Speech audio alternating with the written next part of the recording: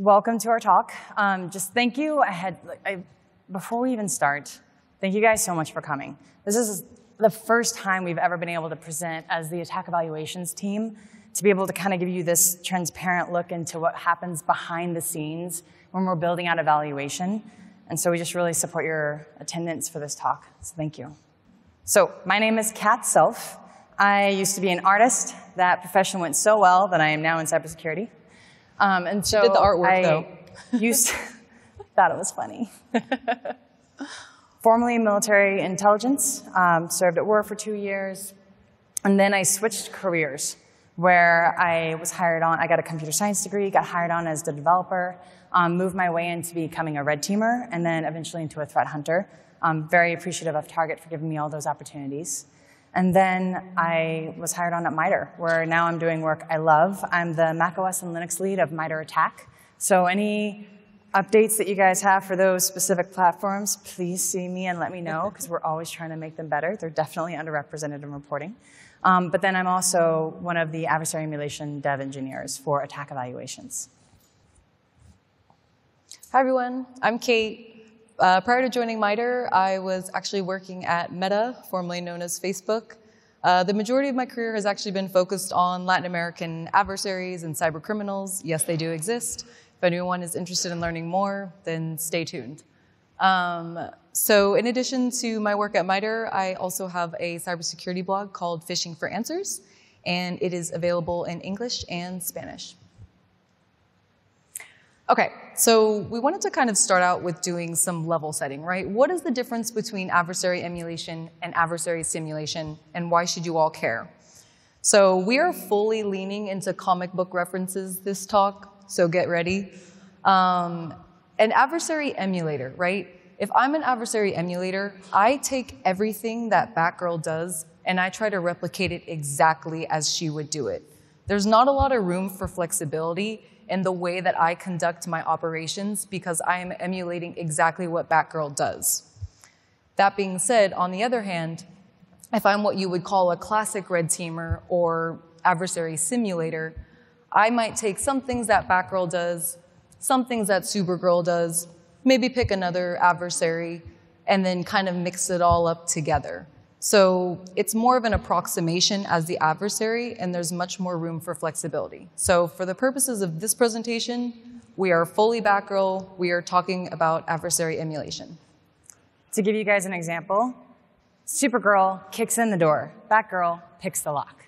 So I hope everyone is familiar with MITRE ATT&CK. Who all, I'm hoping, is familiar with ATT&CK Evaluations? Can I get a raise of hands? Nice, there's a good amount of you. For the ones that don't know, I realized when we were doing this presentation, there's not a lot of conversations about what ATT&CK Evaluations is. So here's a quick level set for that. We are a threat-informed approach, right? So what that means is that we take MITRE ATT&CK, because MITRE ATT&CK is based on real-world adversaries. It's also based on observations, not I think they might do this, or they could possibly do this. Real-world observations. And then we take that adversary, and then we select the techniques that we really want to focus on to be able to push the industry forward. Because the nice thing about ATT&CK Evaluations is that the baseline configuration that vendors deploy in the ranges, or the configuration that vendors deploy in the ranges, is the baseline. It's not a tiered approach. It's like whatever you offer a normal everyday person, that's what you have to deploy in our range. So we really try to like how can we elevate the industry, right? Like what techniques are missing and not represented well? How can we push that forward and build out, help vendors be able to prioritize detection and protection for these specific techniques? So we choose our adversary, we have the technique scope, we release these, and then we essentially build out an emulation plan that is a black box test, or a black box evaluation, where we dev for 3 months. We're in just a kind of a side note here. We're taking adversaries that are unlimitedly funded. They have 5 to 6 years to develop one implant. They know their target's environment. And it's teams of 40 developers. And then we're a team of 10 doing it in 3 months. So it's there's not a lot of full replication on that one. So that's one reason why we also do the technique scope, right? Because what's going to actually really help the industry move forward And if we base that on MITRE ATT&CK, it helps scope things down to a prioritized level. So we build out the simulation, then we provide the emulation over this 1 week long evaluation, and then we take all of the results, and then we release them publicly. And then we also take all of our code, which we do reserve the right to defang, and then we release that publicly. So that way the end user can actually run all of this code on their own systems and in their own environment.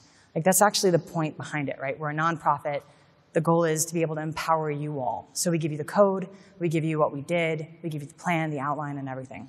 So that's just a little bit about attack evaluations. So this is a graphic that shows an overview of our process and methodology that we're going to walk through. This is our solution for collaboration between CTI and Red Development for the purposes of adversary emulation.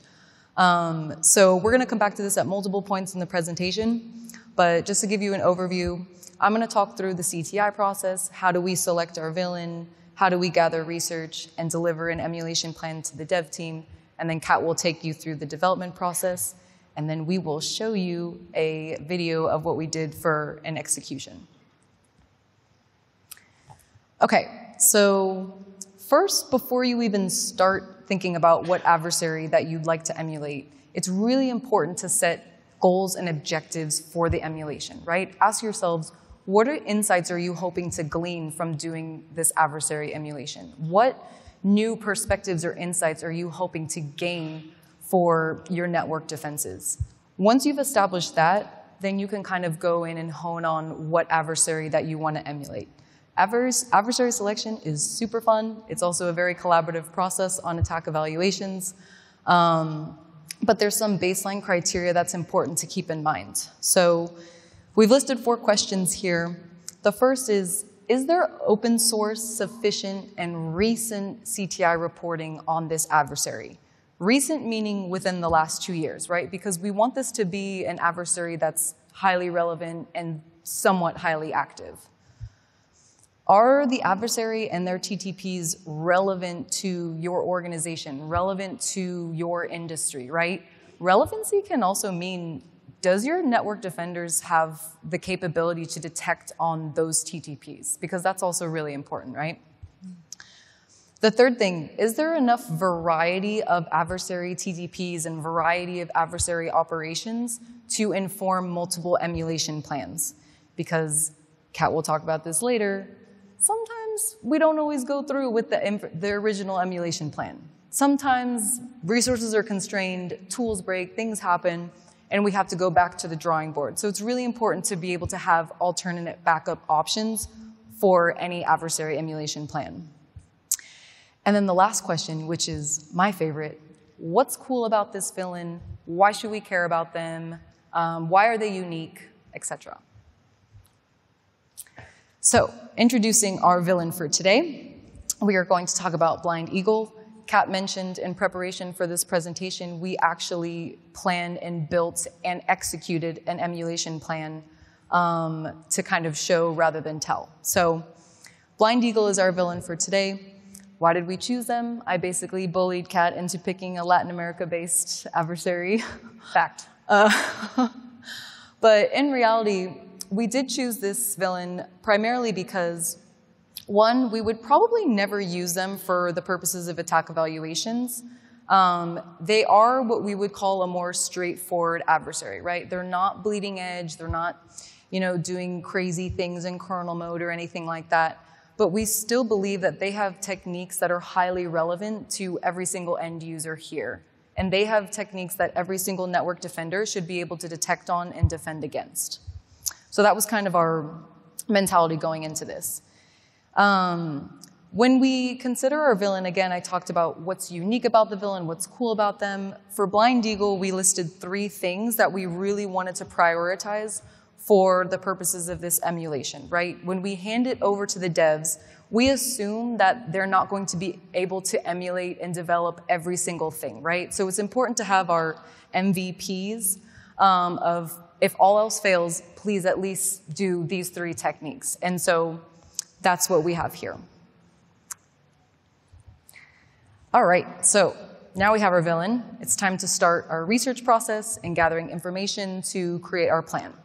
So I think one of the things that really distinguishes our process is the level of technical depth and insight that we need to garner from CTI reporting, right?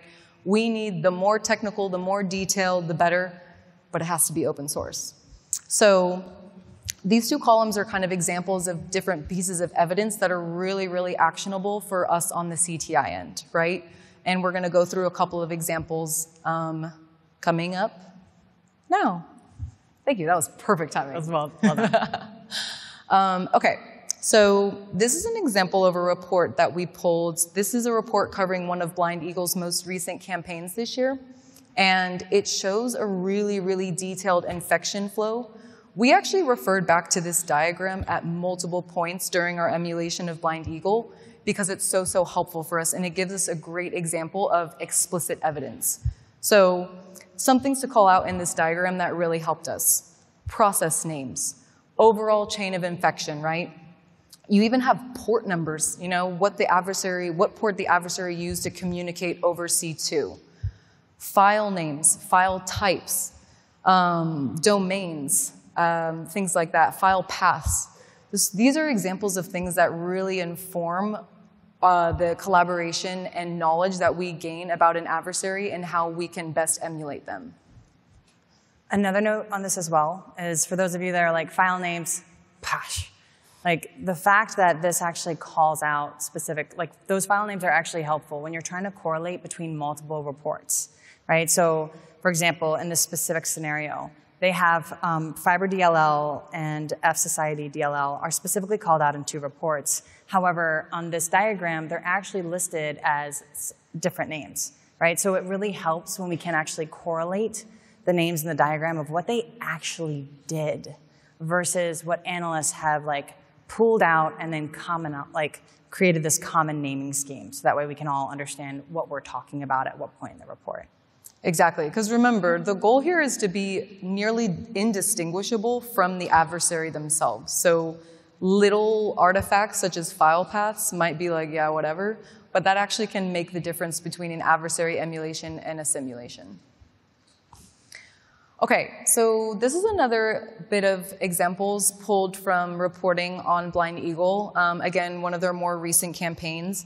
We would consider this implicit evidence because not everything that you want to know about an adversary is going to be laid out for you on a silver platter in a pretty bow, right? Sometimes you have to use a certain degree of analytical rigor to kind of understand what the adversary's capabilities are when you're reading these reports. So these images were pulled from the same report.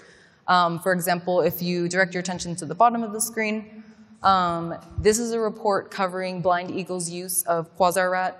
We might know Quasar-Rat. It's an open source rat, publicly available. But they actually added a custom functionality called Activar RDP. In English, that's Activate RDP, right? So, that's interesting for us, right? Because nowhere in this report is it saying, and then the adversary RDP'd into the victim environment. However, why would they go through the trouble of adding this functionality if they weren't prepared to use it or at least have it as an option, right? So this is an example of something that I, as a CTI analyst, could reasonably infer from the information given to me that the adversary at least has the capability of doing RDP. And so we would use something like this as a way to basically fill in an information gap if Kat, as a dev, comes back to me and says, okay, well, how do I get into the victim environment? We could say, actually, like, they seem to have the capability of RDPing. So that's an example of something that's super helpful for us. Okay, so we've done our research, we have our adversary, now it's time for the fun part, to create the plan, right? So these 3 things are actually examples of real deliverables that the CTI team is going to hand over to our red team operators and our developers. These are explicit examples of products that the attack evaluation team uses to inform and answer dev questions. And we're going to go through them now. Okay, this is my favorite thing. I know I'm a nerd, but this is a software flow diagram. And this is really useful for multiple reasons. First of all, it gives you a high-level overview of what we're doing on the victim host at any given time, right? The devs can come in, infrastructure can come in, look at, okay, well, I clearly need a server, I clearly need a victim workstation. The second thing is that it shows major steps of the implant in the infection chain at every step of the attack lifecycle as well. So this is the plan that we created for Blind Eagle, starting from left to right. And again, we have a video to show you how this played out later. The initial access is going to be established via spear phishing. That is very, very classic Blind Eagle. And so the victim host is going to receive a spear phishing email with a malicious PDF. When they open the PDF, the user will click on the link, be redirected to a malicious site, and that's when our implant called MITRE ATT&CK will be downloaded onto the host. Then moving to step 3, MITRE ATT&CK is going to establish C2 communications. Step 4, we're establishing persistence, right, using that startup folder. And step 5, finally, action on objectives. We are going to use MITRE ATT&CK to steal credentials from the victim's browser. Okay, so this is deliverable number 2. This is basically the word text version of the software flow diagram that we just saw. So this is really helpful, and Kat's going to talk about how this is helpful for the development team, but it basically breaks down, right? You have your steps on the left, right? What's happening on every step of the attack. User story. What's happening on the host? How are the attackers getting to the host? What tools are they using? That's software and infrastructure. And then key reporting that we can link back to. And then last but not least, this is our third deliverable. This is the attacker lifecycle diagram. Shout out to Mandy and Katie Nichols, because we kind of borrowed this from them and then developed it for Blind Eagle. This is something that us as CTI analysts would actually expect the devs to use during the quote-unquote attack, right? What happens when you're in a victim environment and your tool breaks or you're not able to go through with one certain phase of the emulation plan? You need a pivot point. You need alternate options. So this is something that we would give over to Kat and her team and say, hey, you know what? You're trying to maintain your presence on the network, or you're trying to maintain persistence. Oops, okay, your registry keys, you're not able to create those. You can actually do a scheduled task instead. So it just provides that kind of like backup options that's really, really helpful in trying to complete the emulation. Okay, over to Kat. All right, so we've gone over choosing a villain, right? Defining what makes it good for your organization, and what makes a good villain for you. We've gone over what does discernment and reporting look like, right? Because not every report is created equal. And then what does creating a plan look like? What are those deliverables? So now what we're going to go over is the fun process of malware development, right? Which if you take the malware out of malware development, you're left with development.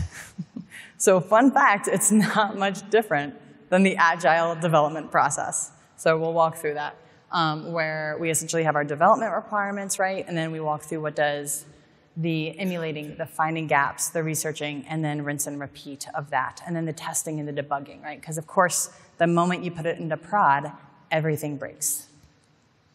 So before you even begin, and to give you an example, again, how we kind of level set in the beginning of this presentation, where we're trying to emulate these nation-state actors. And we're not a nation-state actor. We're a little nonprofit. So for this project that we had for Blind Eagle, we had one developer at like 40% of his... Shout out to Corey. Yeah, shout out to Corey Goodspeed. Our developer, yeah. So we had one developer. We had minimal infrastructure availability where we got really 2 boxes. It was like a Kali box and a Windows box.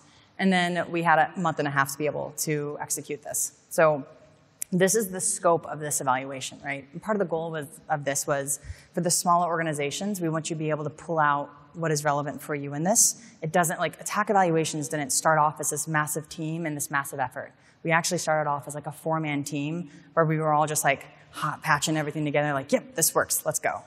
And so we have learned this through painful lessons, so you are welcome. These are the questions to ask before you even start. One of them is, what are we coding? Like, what is this coded in? Because you can't expect every developer to actually know every single language under the sun, right? Like, understanding C is a very different approach versus Python. So what languages do we need to support? What platforms do we need to support? Because that's its own specialty, right? Where are we playing at? Are we playing inside of userland, or are we down at the kernel level? Do we need to understand assembly code, and do we need to be able to move registries? Like, what does that look like? What skill level do we need and visibility do we need into the environment? And then the time to develop, right? We had a month and a half. And then also, what does done look like? Remember how Kate specifically pulled out these 3 things that she wanted us to emulate? That's really relevant, because during one of our evaluations, we lost 65% of our team. And that really changed the way that adversary looked. And we realized we did. It was brutal. It was a very brutal time in attack evaluations. We'll not go into that more. And so, but the question came up. It's like, okay, well, we have this really, really cool plan. That's super neat. They do all these things. What's the bare minimum? Like, what's the bare minimum? I'm not saying I'm going to do the bare minimum, but I need something that is actually obtainable, right? Otherwise, I'm just going to feel like a failure all over again. And so we came up with, okay, this is exactly what you need to be true to actually look like Batgirl. Otherwise, you're not Batgirl. You're just another superhero, right? And that's what we get from Kate. And CTI is a really important, crucial part of that, because as a dev, we have to keep our mentality specifically in this lane, right? There's a lot that we're already having to consider. We leave that part to the CTI team. So this is the emulation plan that we got from Kate, right? They worked really hard on this. Now, as a developer, what I'm going to be reviewing this with is a very different set of eyes. And when you're talking to our red team leads, the first thing that they look at is actually the user story. The reason why we look at the user story is because diagrams are great, but there's a lot of assumptions that we'll make in diagrams, right? We'll assume that, well, I just know my permission level, right? Or I'll just know that I'm going to be able to move to this box, right? The diagram is excellent when I need to come up for air. And I need to be like, okay, this is where I am on the map. Okay, I just finished this, and then I need to go over here next. Like, that's what those diagrams are for, right? Super helpful. This is for me, before we even start, to be able to be like, okay, this says malicious website.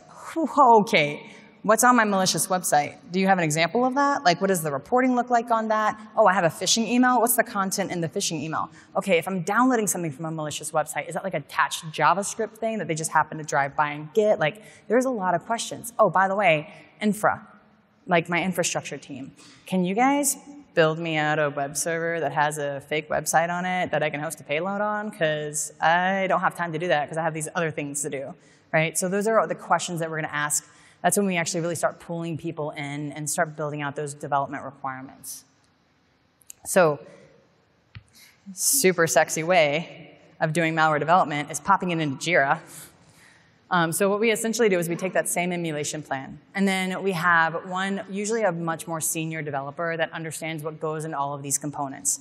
And they build out our epic. Now, inside of that epic, that takes a ton of time. It is a rabbit hole of research, right? Because we're taking all of the reporting, and then we're breaking out an actual outline to what functionality do I need to have to execute this emulation plan. So, for example, just because I have obfuscated commands that I need to be able to send back and forth to my implant doesn't mean that I need to implement every single command that is called out in reporting. It might mean that I only need file download. It might mean that I only need to be able to execute a shell command, and that's it. And then I can disregard the file queries. I can disregard the file uploads, right? What specific commands do I need for my implementation? Because again, we only have usually a couple, like 2 to 3 months to be able to develop and test. And then once we put it in the Jira, then we break it down into taskings. And we try to make this as small as possible, because at the end of the day, if it's not something that is going to benefit the industry, it's just fun stuff that we can honestly leave for the end. And so we really try to prioritize the techniques and those MVPs that Kate gives us very, very specifically. So for those of you that are researchers and emulators and adversary engineers, this is Kat's brain in a process when I'm in the emulation process. I hope this is helpful for you guys, because this has been really helpful to me. Sometimes like putting a process to the way you think is a way to like remind yourself you're not insane. And so, or a confirmation of it. Yeah. And so essentially, this is the methodology in which a lot of us developers approach emulating an adversary. We take that one task, right? Because you have to scope it down to something that's actually manageable, right? Like emulating an entire implant at once is just really hard and not something I recommend. And so first, take that one task, understand the behavior, right? Seek to understand what is that behavior actually doing. Just because you know how to do process injection doesn't necessarily mean you know how to do every single version of process injection and also every version of process injection that that specific adversary implemented. So understand the behavior. Then it's the reporting, the diagrams. Like, what did they do? Like, once I understand that behavior, I have a much better grasp of actually like recognizing what it is that I need to look for in reporting to give me additional information for additional like research rabbit holes. And then actually emulating it, hands-on keyboard. For me, that's usually when I find the gaps. It's like, I see this function. That makes no sense why they call that function or that API call. What are they doing with that API call that I'm not tracking? That's not reported on. Crap, let me go back to Google, run Stack Overflow. And then rinse and repeat, right? Going through that process. And the last part is very specific to evaluations, but maybe to you all, where there is a specific, like we have to deploy our stuff in an environment that is agnostic, that every vendor with their special Snowflake solution can come in and deploy their detection and protection products, and then we can execute our emulation. That is a lot harder than you think, and quite frankly, there's a lot of like troubleshooting that goes on during that phase. So we have to like allocate actual time for that instead of expecting everything's gonna run first time around. So understand the behavior. What this looks like is essentially we go back to MITRE ATT&CK, right? At the end of the day, in our transparency process, we really try to honor keeping things to MITRE ATT&CK. So understand the behavior there, and then using the resources that are leveraged there, but then also understanding where the community is at. There's something super special about actually putting your hands on keyboard and implementing code. It doesn't necessarily have to be the exact way the adversary did it for you to be able to understand it. But there's a certain tribal knowledge and understanding like, okay, this is the way like that information is given back to me when I make this API call. This is the way I can iterate through a buffer. This is gonna be the information that I'm gonna need to know like what pointers I need. Okay, well I need this pointer. That information is just, you only get it through experience. And as a reminder, process hollowing, we didn't just choose that TTP. That's one of our MVPs for Blind Eagle. So we're kind of talking through now specifically how she devved this. Yeah, it's a great call out. So focusing on process hollowing specifically because it's an MVP. What we did was essentially, we started with the reporting, right? Like what is, like we understood, like, so if we understand this behavior of process hollowing, then we go back to our reporting and we look at what it is. Okay, well, how did they implement process hollowing?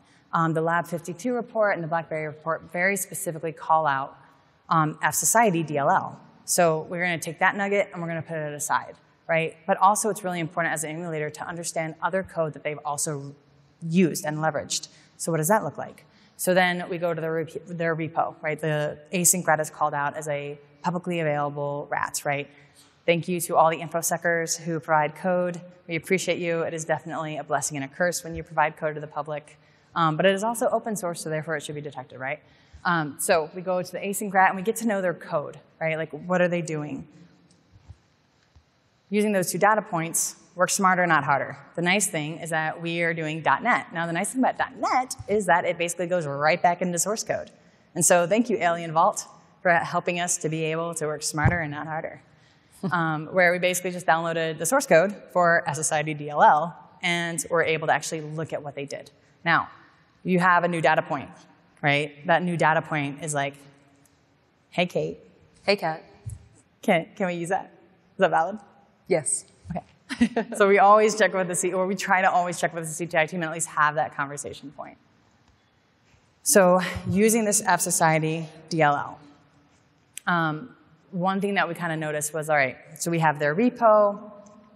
When we're reviewing this decompiled code, which by the way had like 2,000 case statements in it, which is very annoying, we notice that there's this handle run method, right?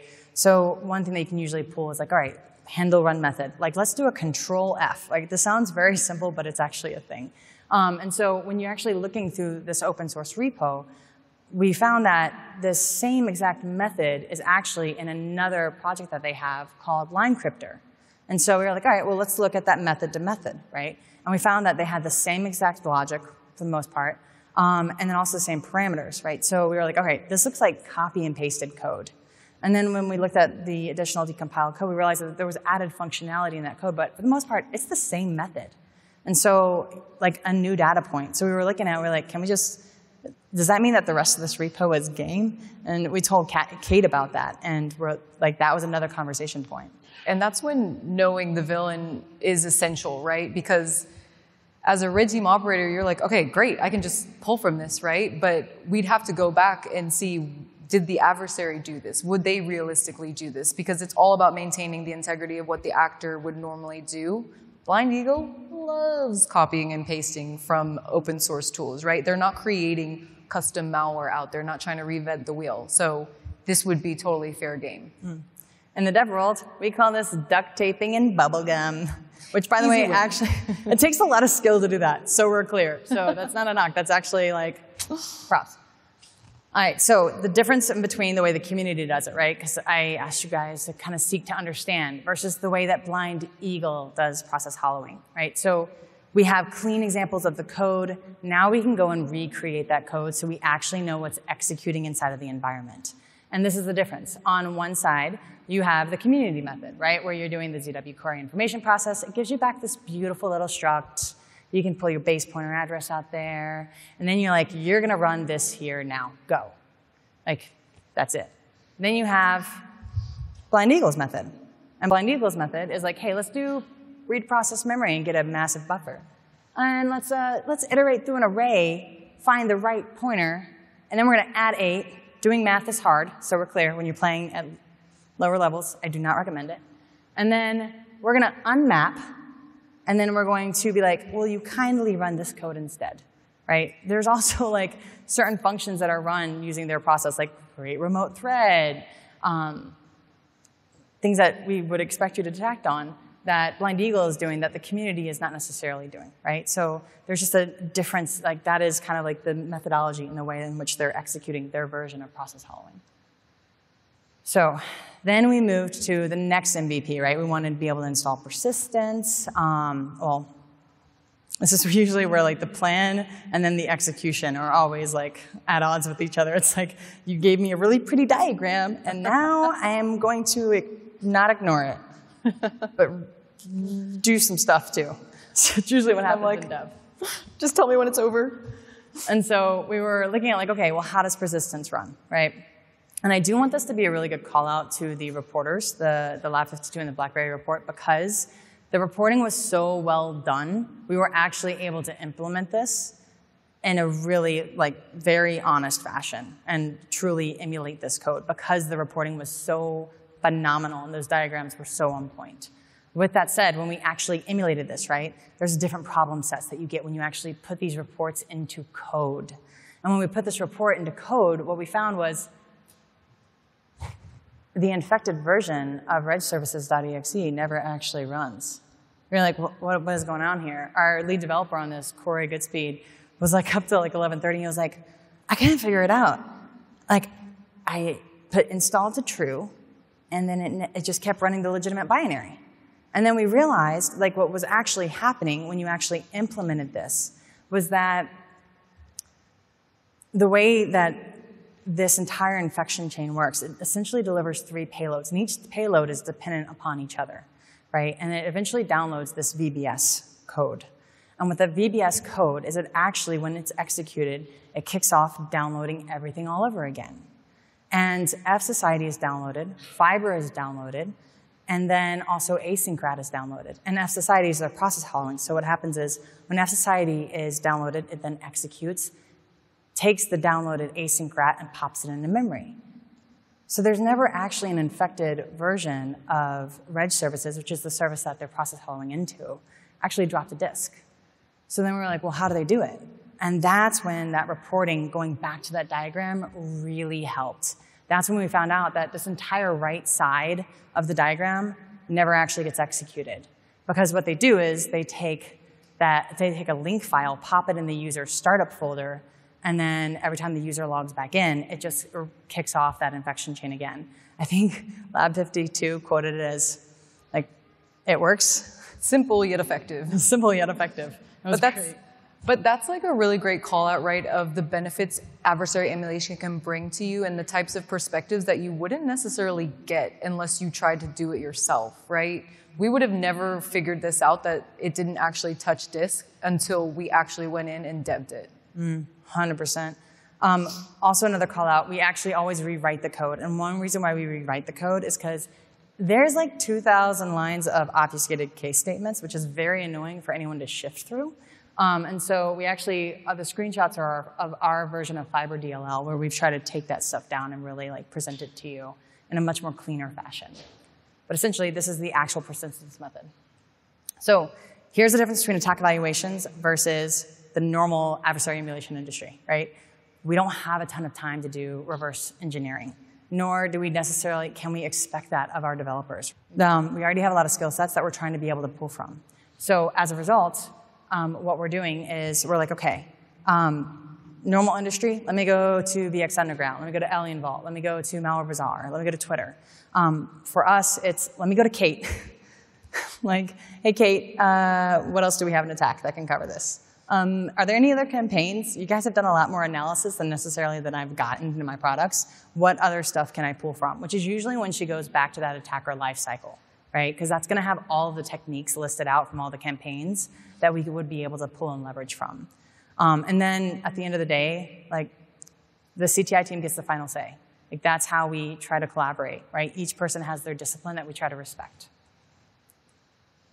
So our end deliverables are very specific because we try to make this so that way it's code that you all can actually execute in your own environments. We give you essentially the emulation plan, right? Like in the adversary emulation library repo, there is what we call like the voice track. And that voice track is going to have the exact commands that you can copy and paste to recreate the simulation on your own. Inside of the source code that we have, that's going to have the actual like references to attack techniques. The reason why we do that is because during an emulation sometimes we'll be like, okay, our white team leads are like, I need to see where is this referenced in the code, right? We're trying to provide this, we're executing this technique. I need to see the code. The vendor is showing me something. Where is that in the code? And so we actually put that there along with the CTI references. Because again, this is a prioritized, right? We prioritize that for a reason based on real world observations. So that way our white team leads and the blue team can go and find it in the code. And that way they can have a transparent conversation of, nope, this is not it, or yes, this is it. Because just because you see something in your environment doesn't mean it's automatically always evil, right? There's a reason why there's an industry evolved around false positives. So we've gone over our process. We have talked about the CTI process. Kate's gone over that. We've talked about the development process. And now we will show you the execution. But I do want to call out the reason why we really wanted to kind of drive home our deliverables is because those are usually our rallying points to be able to collaborate as a team. We have gone through a lot of painful processes and iterations because we're usually always on a tight timeline. There's never enough time to do all the cool things. And we find that at the end of the day, these are the products that we always rally around. These are the things that we deliver that actually create the best conversations and allow us to ask the right questions at the right time in which we need the information as teams. All right. Now it's movie time. So like we mentioned, this is a compilation of about 1.5 months of work in our Blind Eagle plan. Ready? All right. So, yep, go ahead. So like we said, initial access comes from spear phishing.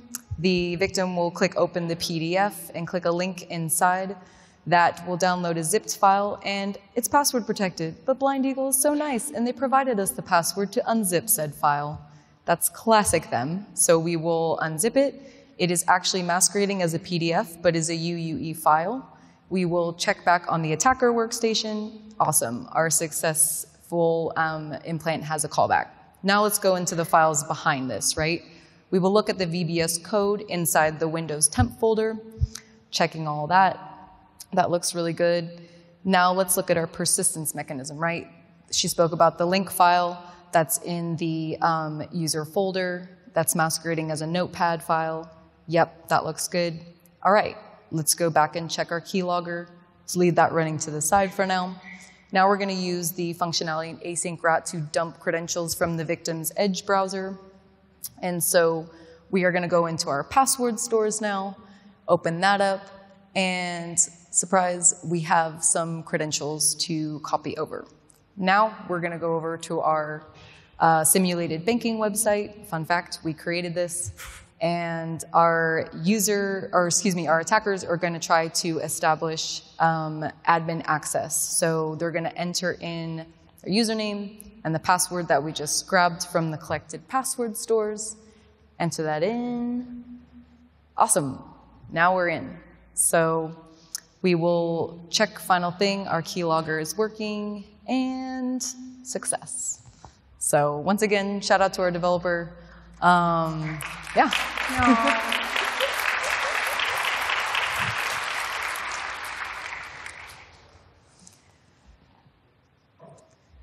So wrapping up, I know that we're kind of tight on time, but we just wanted to put on some brief key takeaways for you. And first and foremost, transparency. We've never been able to give a talk on what actually we do during the emulation process, right? What our development plan looks like. And so we really wanted to be able to provide that for you all. And just to kind of show you the painful lessons we have learned, so hopefully you don't have to go through the same things. The second thing is providing our solution for collaboration between CTI and Red Development for the purposes of adversary emulation. So we hope that this is helpful in taking this back to your teams or your organizations and breaking down those silos between their respective disciplines. And lastly, this was done with one CTI person and one developer, right, at half of their time. So it's definitely, we try to hopefully this means it's more attainable for you all. But if there's other ways that we can lower the bar, please let us know, because that's really the ultimate goal, right? Like, this is not just something that is done in a formalized setting. This can absolutely be pulled into your organization. Yep, and we're going to release our whole scenario, our whole code for the Blind Eagle emulation next week. Again, just in the full spirit of transparency and hopefully enabling the user community to do this for themselves.